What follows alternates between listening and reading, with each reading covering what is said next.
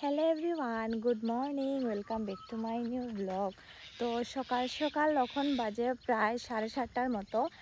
আর আমার গ্যালারির মাঝে অনেক ভিডিও পেন্ডিং, তো ভাবছিলাম একটু সকাল সকাল উঠে সেইরা ব্লগ এডিট করবো। আর সকালবেলা উঠতে তো আরও মুশকিলে পড়ছে, কারণ ব্লগ এডিট করা যাইতেছে না। তার কারণ এই যে জঙ্গলের মাঝে এত পাখি ডাকতেছে আর কি পোকামাকড়ে ডাকতেছে, মানে কি কইতাম। ভাবছিলাম সকাল সকাল যদি ভিডিও এডিট করি তাহলে হয়তো ভয়েসটা ক্লিয়ার আইব, কিন্তু হইল না। তো কিছু করার নাই, ওখানে আবার যেতেছি গা ঘরে।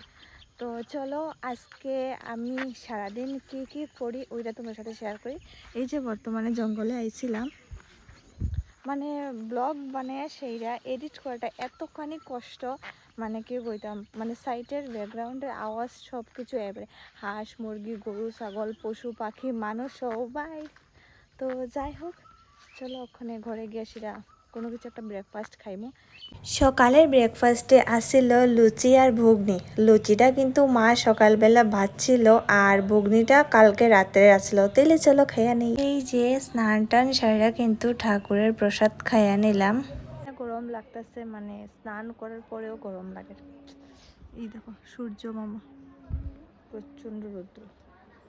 দুপুরবেলা মা শাক নিয়ে আইছিল, তো মা এখানে শাক আর আলু কাইটা সেরা রেডি কইরা দিছে।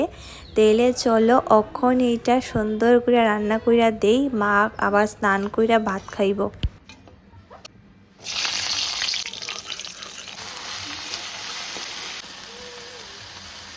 এই যে আমার শাক রান্না কিন্তু কমপ্লিট। শাক কার কার ভালো লাগে কমেন্টে কিন্তু অবশ্যই জানাইও। তারপর জল আইছিল, তো আমার ভাইয়ে এখানে বোতল সবটি জলে ভইরা রাখছিল। তো এক্ষুনি এগুলারে ফ্রিজে ভরে রাখবো, তার কারণ প্রচণ্ড পরিমাণে কিন্তু গরম পড়ছে, ঠান্ডা জলের প্রয়োজন।